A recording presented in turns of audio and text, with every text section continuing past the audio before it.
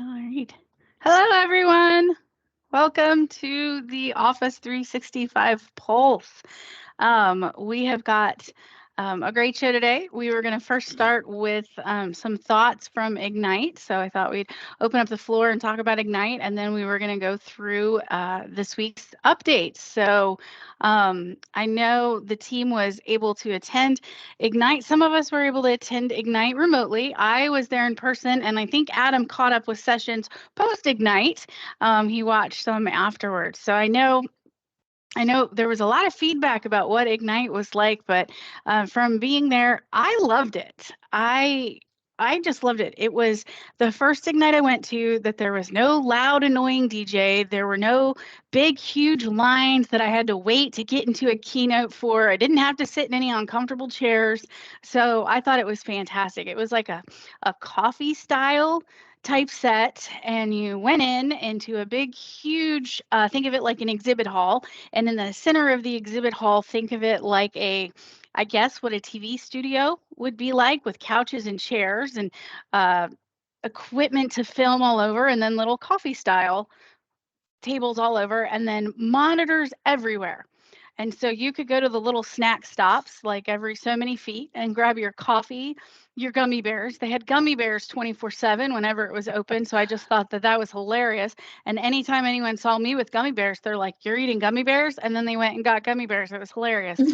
So gummy bears and coffee. And then I could sit and I could like pretty much 360 see the keynote, because wherever I turned, I could see another monitor with the keynote with closed captioning. They had sign language interpreters. They had headsets you could get. It was just a great overall experience. I did so much networking that by the time the keynote went, I sat there and talked to one gentleman who was doing um, automation in his manufacturing company, and then we talked to another guy because you had to sit with people, so it's like, hey, is this chair taken? And if anyone knows me, I'm going to just walk right up and sit with you. I have no problem. If I want to sit in a chair and you're sitting at a table with two empty chairs, you can bet $1 I'm going to come and say, may I sit here? So I met Jennifer is so freaking out all the developers. Oh yeah, I had no shame in asking for a seat. So I went, sat with people. I met so many more people than I typically would have, and I had an absolute blast. I love the setup, and then the sessions were all quick, which was so great, because how sometimes you get into those sessions and it's like there's 40 announcements, but some of the announcements are kind of the same announcement over and over again, and there's only so many ways you can say woo.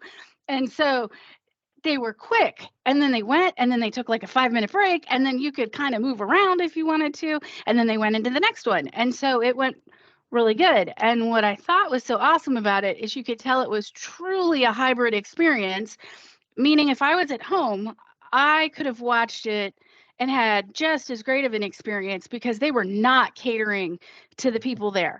Sometimes we were live there. Sometimes it was like, now live from New York City or live from France or wherever they were at. And some things were in the conference center, and then some things were in the Redmond studio. And then they had these people. I have no idea if they were actors. They had to be actors, because surely they were not that funny. If they were that funny and they work in Microsoft, they missed their calling, because they were like hosting the show. They were pulling up people's live tweets. At one point, I saw one of my friends from Ohio. He came like on the big screen and was like a video. And I'm like, Ricardo, I know you. Like, it was just like, it was so fun and engaging and interacting, but people from all over the world. And it was back and forth. And then there were like film crews everywhere. And it was just an exciting event. And the whole event went like that. Um, but I didn't leave the exhibit hall all day. So it was very interesting. And then towards the end of the day, there was, instead of doing like a party or anything like that, there was like a party at the end of every night. And it was food vendors and drinks, and there was one guy drawing on coasters. I didn't quite understand that.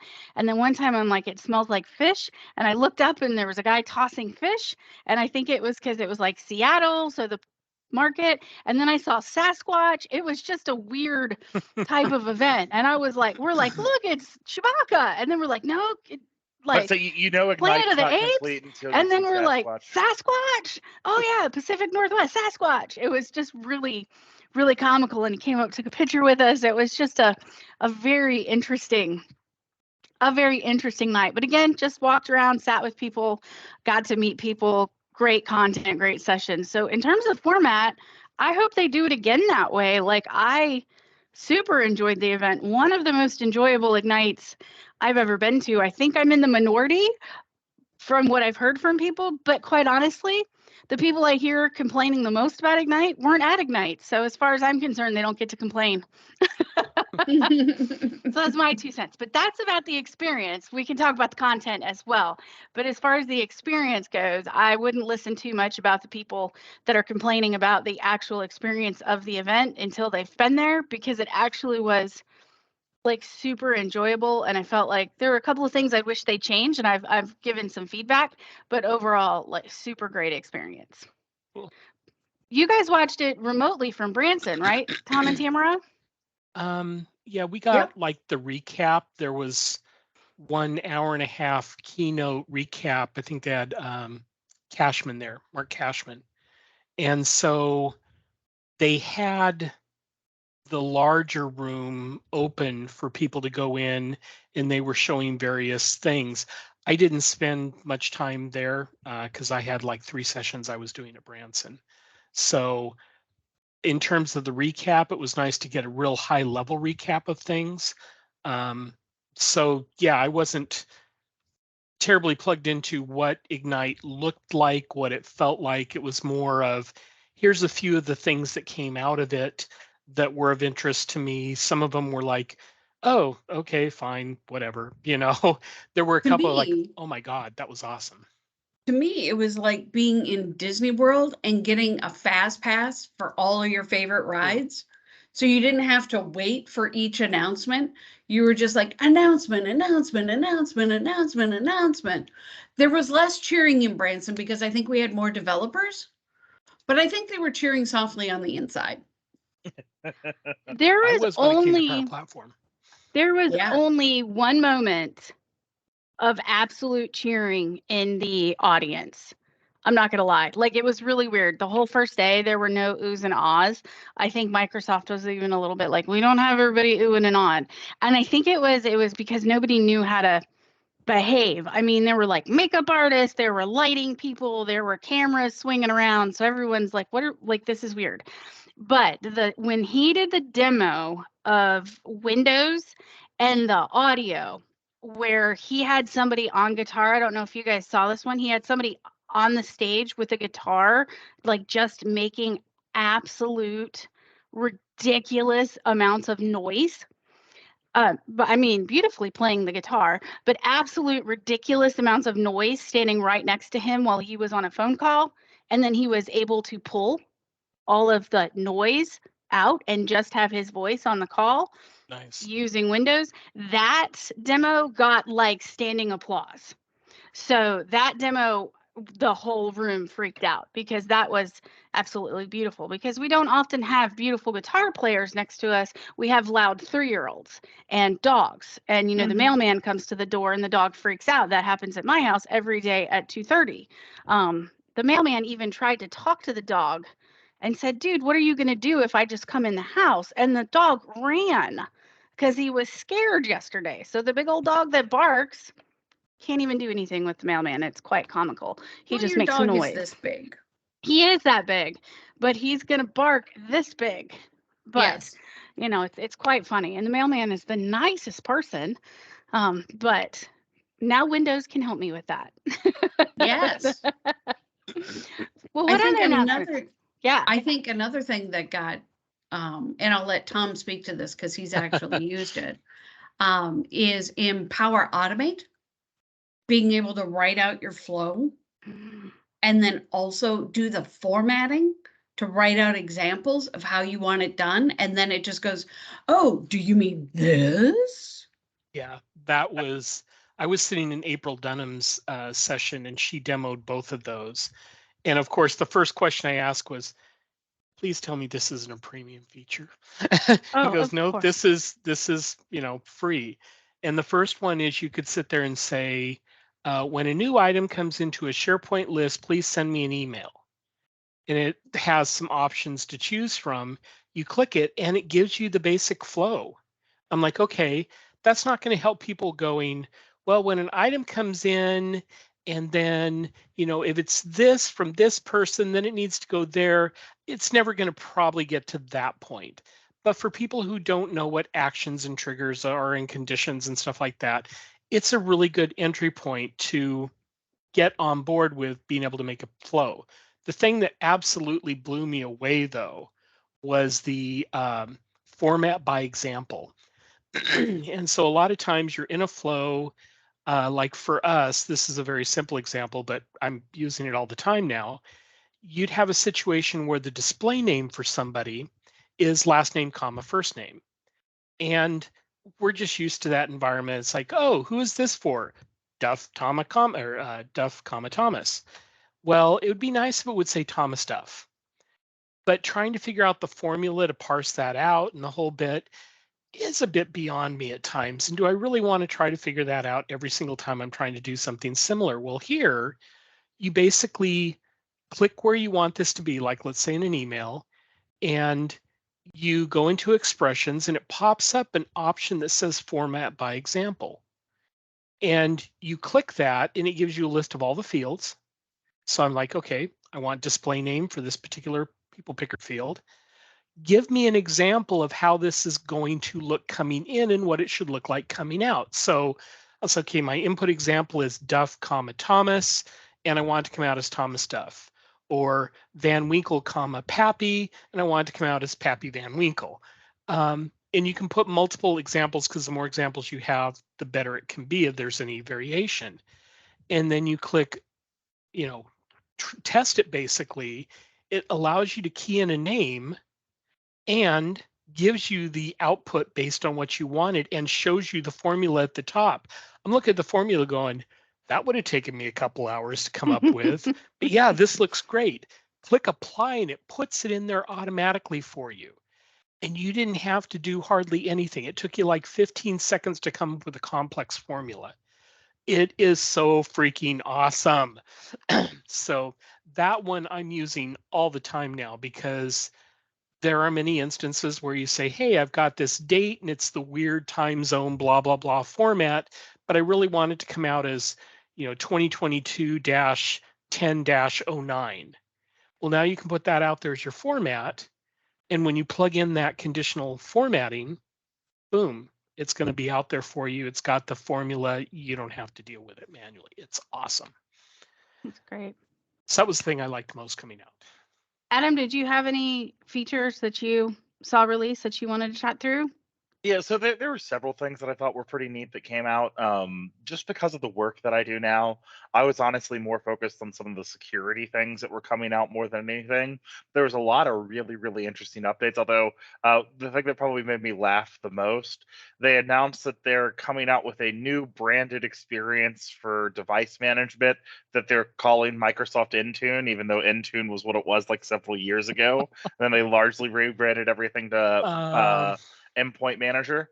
But so yeah, they're going back to the name of Intune for certain features. But besides that, there was actually quite a few things that they came in and did that are going to be related to that I think are going to be super interesting to go through and see. There's some Defender updates and stuff like that, but in the Intune stuff, and here's the exact line they had. They said Microsoft is also announcing that Microsoft Intune is the new name for the expanding family of endpoint management products. And it's like, wasn't that what it was several years ago? But they have several cool things they're doing. For instance, they have Microsoft Tunnel for mobile app management, which is basically going to be a way that you can do MAM, which is, mobile application management, which is how you traditionally do like, managing phones if you didn't want to fully register them.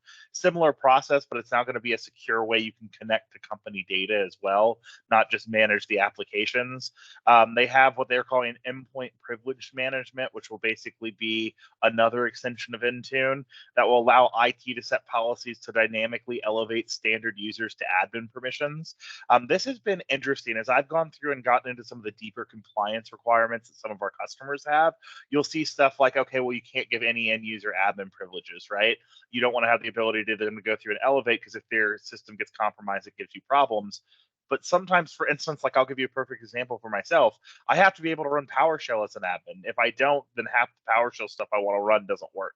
And so, like, how do you, make it so that a system like that is compliant, but your users who still have what's going on need to be able to go through and be able to do something. So cool stuff from there. I'll also give a shout out too that I thought was pretty interesting. They're announced Microsoft 365 for government, or Windows 365 for government, excuse me, which is something I'm going to be super interested to see. This is the idea of like a browser-based almost virtual desktop. So rather than you having to go through and fully register for Azure Virtual Desktop, it's you sign up and you have a browser-based desktop you can go in and log into that users just, if you have a web browser, you're good. I see this as going to be big a couple years from now. You're already seeing some people do it with ABD. I had a friend who recently started a job where she's half work from home.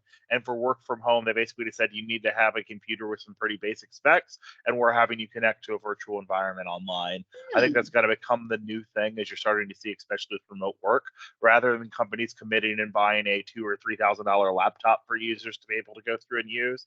They will have these online virtual instances where they can control the security of, and then it'll just be use whatever tool you have. It's fine. We'll secure everything on the back end, the connection through that. So I think that's going to be really interesting in that they're expecting their W-2 employees to provide equipment. Well, so it could be too. So, for instance, the option for my friend who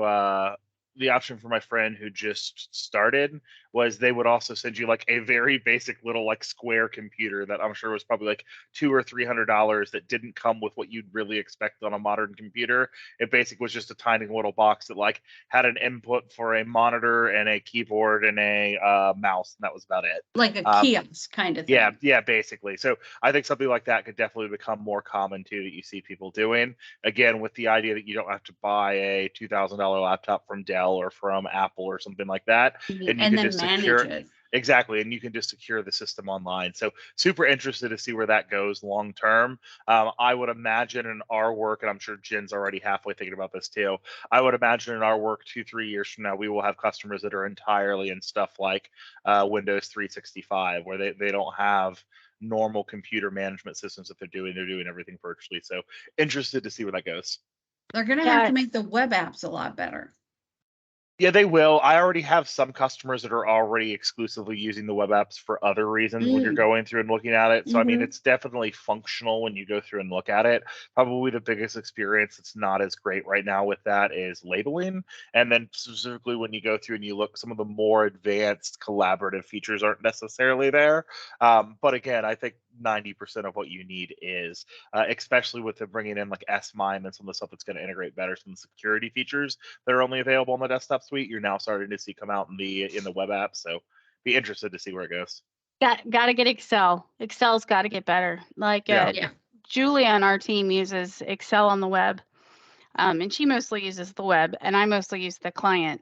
And every day we have something, and she'll be like, "Well, this isn't working for me," and I'll be like, "Well, select this," and she'll be like, "That's not an option for me," and we'll be like, "Huh?" I'll be like, "But it's here," and she'll be like, "Let me check in the desktop versus the web." And then it's an option in the desktop, but not in the web. And if it's something as simple as that, it's like, okay, it's the same file. Why does the drop down option exist in one and not in the other? And there's nothing special about this file. So things like that have got to get better. Yeah, they still also, too, the last thing I'll mention, they had quite a few updates for Viva. I don't know where I sit on Viva. I think some of the functionality in there is cool. I think some of the stuff it's trying to do is interesting. I saw, for instance, if you have meetings with more than 5 people now, you can send a survey at the end of the meeting for them to literally rate, like, did they think the meeting was effective? Did they think it was worth it? Was it a valuable use of their time? Which, like, some people may not want to hear that, but that's actually probably good feedback. Like if you're going through and you're having a meeting with 5+ users, like, that's a pretty expensive investment of time for your company. Yeah. So having people be able to actually provide that feedback in a way that hopefully, is a little less conflicting than you may do if you just tell someone directly.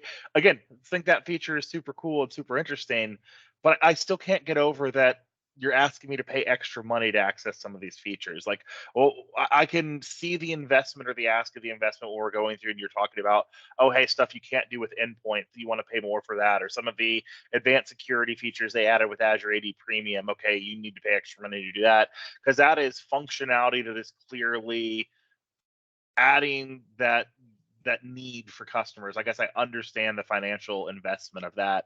It's still harder for me to tell customers, oh, it's really worth it for the $10 extra a user to get access to some of this Viva functionality. And I may get there eventually. I think there's some cool stuff there, but it's hard to look at a company that's 20,000 people, be like, oh yeah, this is worth a $200,000 investment for you every month. Like that's a lot of money to get to some of the features that I think a subset of the users will really, really like, but I don't think will be mass used by everyone. But we'll see. Well, yeah, and then there's more like with Viva it's Microsoft Syntex now, and topics and those different things. Those I think are a little bit different than the Pulse and different things like that. And so I think you've got to look at it holistically. And so Microsoft Syntex did officially launch, so it is GA. That happened at Ignite. And I think when you look at what that's doing and the historical knowledge that can bring out of an organization without having to touch all of those documents, that's huge. I mean, when I was sitting there and talking to some of the people, the wealth of information that is going to walk out of our doors in the next 5 years when they start to retire is huge. And I don't think that we're necessarily ready for that. The wealth of information that's going to walk out, and as we keep talking about with this skilling gap, the knowledge that is not going to be walking in to do the jobs. And that's a real problem. And so when you start looking at, we've talked a lot for years about upskilling our end users and getting them ready. But if you really look at some of the things that they were talking about upskilling and reskilling our entire workforce this time. And so it was much broader than just teaching our end users and Tom, like you were talking about, getting people prepared to write these workflows without having to know code. It was, how do I get them ready to do the jobs that we don't even know exist yet? But I need that historical knowledge that is sitting in someone's brain, that's sitting in a file server, that's sitting in a document somewhere with things that are connected together. So I think we're going to see things like Microsoft Syntex is going to come in and fill some gaps for us that we don't even know exist. So I think it's really going to be huge over the next couple of years. But I think it's a slower play, Adam, just like you're saying. Like some of these things, yeah, maybe meeting summaries is not going to be a huge win. But another one that I think is not going to be a huge win in the beginning is team avatars. I think they're fantastic. And I think they're going to bring a lot of diversity to meetings, and they're going to bring a lot of accessibility to meetings for people who don't like to have their cameras on. You can't really force people to have their cameras on. And I think AI is going to be a great, avatars, it's going to be a great mix for that. But do I think anyone is going to make a huge investment for that just so people can have avatars in team meetings? No. But do I think they're going to use AI for training a workforce where potentially it makes a lot of sense? Heck yeah. Do I think they're going to use it in manufacturing? Do I think they're going to use it like where they were doing things with fixing equipment to where you can train without necessarily having a person there, a physical person there? Absolutely. Do I think there's more things coming in the workplace? Absolutely. Do I think it has to do with, sitting in a meeting or something like that? Probably not. I think maybe those new ways of doing it that haven't even been thought of yet have to be my guess, because if it's just me putting on a headset to tool around in a meeting, I can't imagine anyone. Like, I'm not Tamara, I love you and you're on my team, but I'm not going to buy you a $200 or $300 piece of equipment so you can change your clothes in a cartoon to go to a meeting. I'm sorry. Like, Well, and considering there are no pants, I mean, is it work appropriate? Well, as long as you don't have legs to cover up, it doesn't matter if you wear pants. I guess you're right.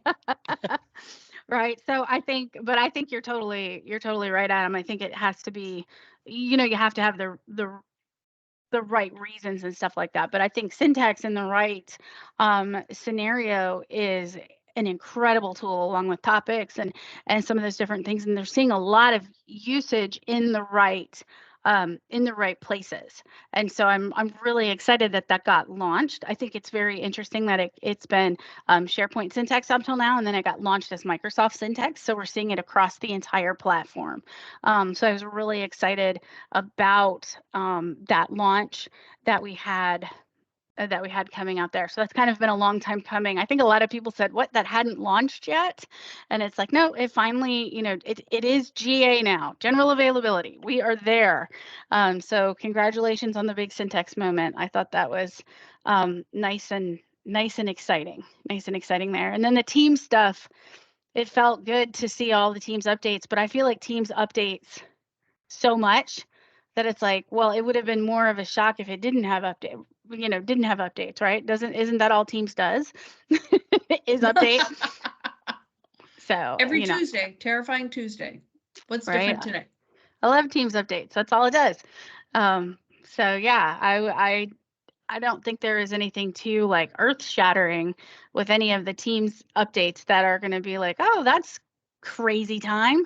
But I was, excited about that. I think the skilling was the big thing that they're still focusing on, the remote workforce and trying to figure out how to bridge the gap between the productivity and the amount of time we're working, and how do we become productive so we're not just working all of the time but feeling like we're not getting anything done.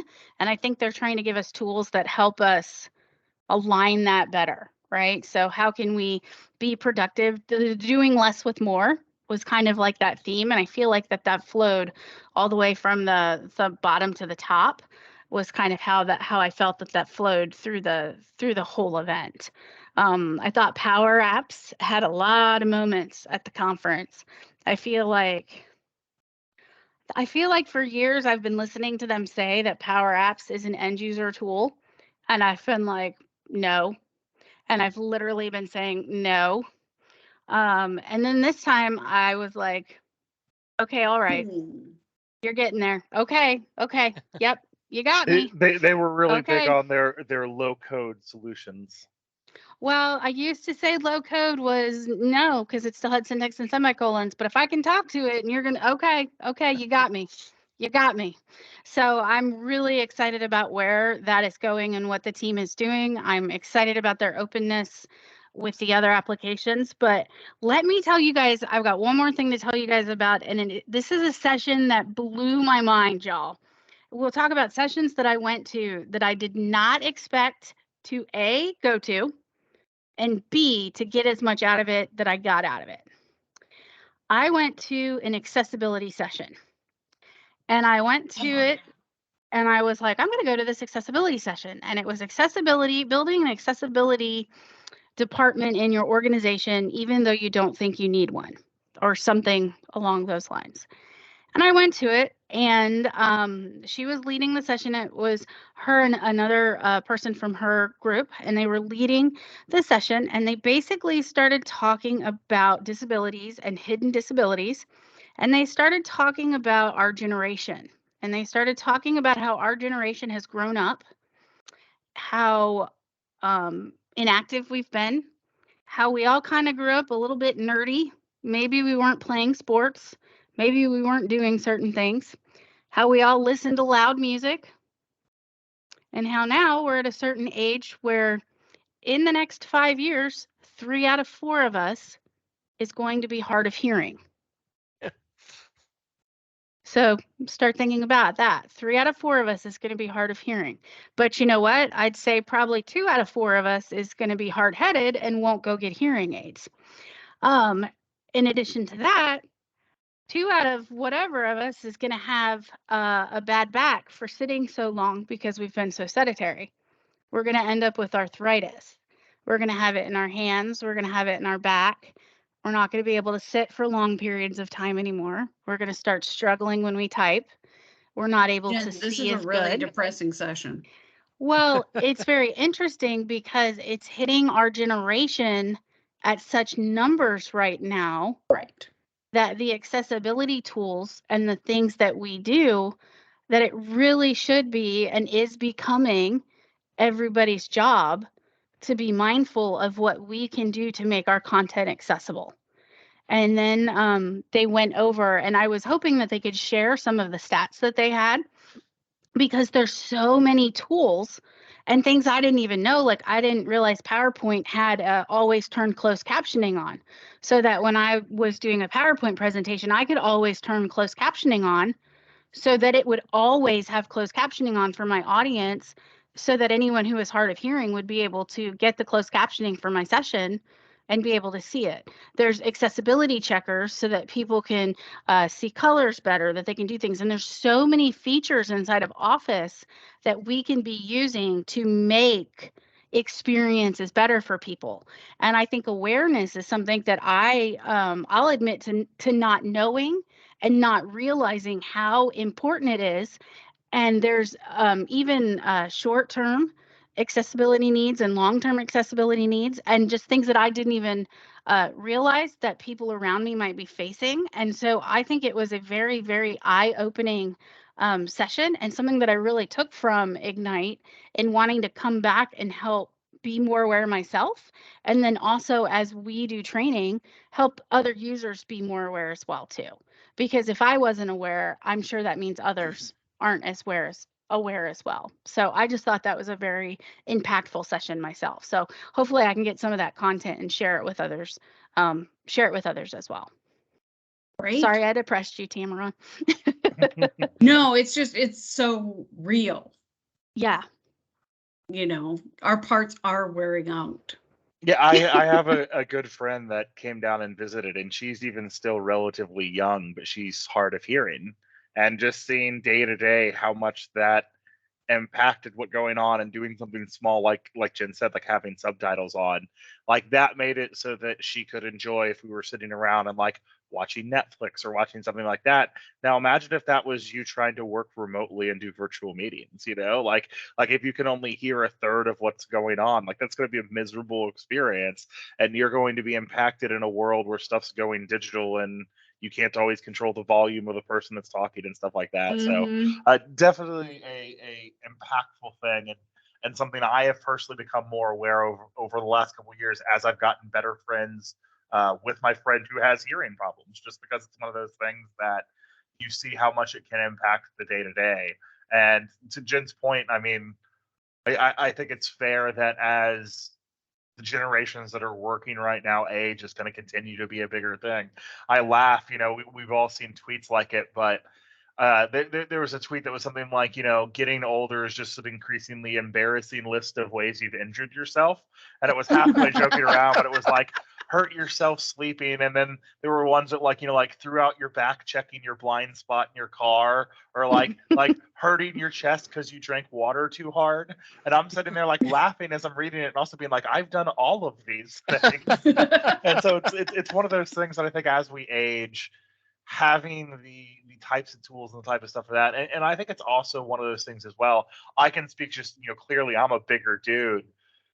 If you have something that is impacting you, that is making it so it's harder for you to, do certain things or hear certain things or access, you may not be the most open about that with your coworkers too. Like, you never want to necessarily show weakness or necessarily show that, like, something's going on. I know my friend, because she's young and she has hearing problems, half the time if she goes to a movie or something, she just doesn't hear like a third of the movie but to her, it's just kind of like, well, it's not worth making a fuss over or anything like that. So nice to see their development coming through. And I kind of agree with Jen. Nice to make some of the tools available. And it's probably just as important to advocate and make others aware that these features are there and options that can be consumed as well. And I Yeah. think the other point is that people who are working now are going to be working longer. We're not going to be able to retire at 60, 62, 65 like our parents were. We're going to be working into our 70s. Well, on that note, That's closer to all of you. To that. On that positive ending. does Yeah. anyone have any other updates? I mean, all in all, I'd say it was a happy Ignite. Yeah. We've kind of running close to time here, so I don't know if anyone has any major updates that they would like to share from the list. Otherwise, we can kind of wrap up with our Ignite updates for the week and then come back next week with weekly updates from the roadmap. That sounds like a plan. All right. Well, thanks, everybody. See you next week. Thanks. Bye.